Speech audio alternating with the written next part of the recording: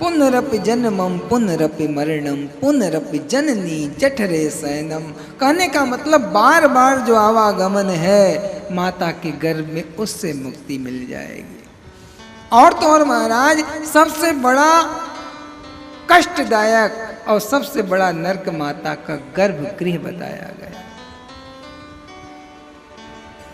उससे मुक्ति चाहता है प्राणी। क्यों? क्योंकि महाराज उसे बहुत कष्ट, बहुत यातनाएं भोगनी पड़ती है मां के गर्भ में। छोटा सा बालक है महाराज, जब मां की इच्छा होती है खट्टा खा लेती है, जब मां की इच्छा होती मीठा, जब मन करता है तीखा। उसे क्या पता मेरे छोटे नवजात शिशु की क्या अवस्था है। और जब भी प्राणी मां के गर्भ में आता है तो परमात्मा से एक ही निवेदन करता है, हे प्रभु, अब तक मैंने जितनी भी गलतियां की सबके लिए मैं क्षमा प्रार्थी हूं। इस बार मुझ पर कृपा करके आप मुझे इस गर्भगृह से बाहर निकाल दो। आगे जैसे ही जाऊंगा सिर्फ और सिर्फ जो कार्य अब तक नहीं किया अब मैं करने लग जाऊंगा। ऐसा निवेदनकार और परमात्मा से साक्षात्कार होता है उस नवजात शिशु का, या उस आत्मा का कह सकते हैं। और तो और महाराज क्यों कहता है? क्योंकि उसको मां के गर्भ में 100 पूर्व जन्म याद आ जाते हैं।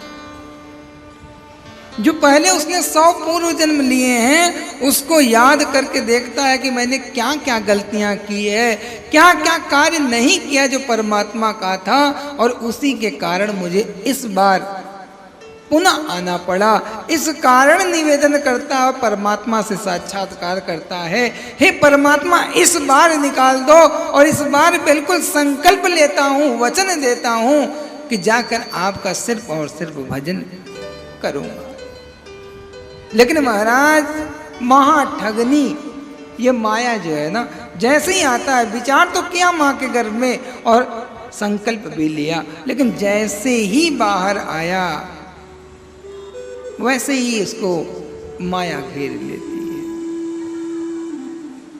सोचने लग जाता मैं आया कहाँ, गर्भ में मैं किससे निवेदन किया, अब मैं कहाँ पहुंच गया। और देखता है कोई दिखता नहीं जिससे निवेदन किया था।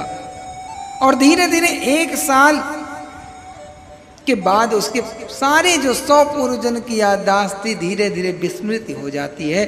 1 साल के बाद उसे नहीं पता रहता मेरा पूर्व जन्म क्या है, और 1 साल तक उसको सब याद रहता है। धीरे धीरे भूलता है प्राणी।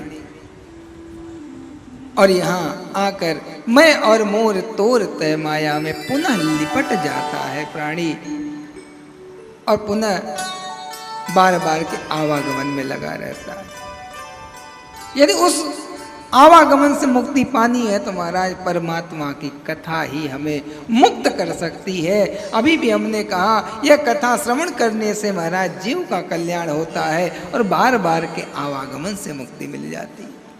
प्रेम से बोलिए श्रीमद् भागवत महापुराण की।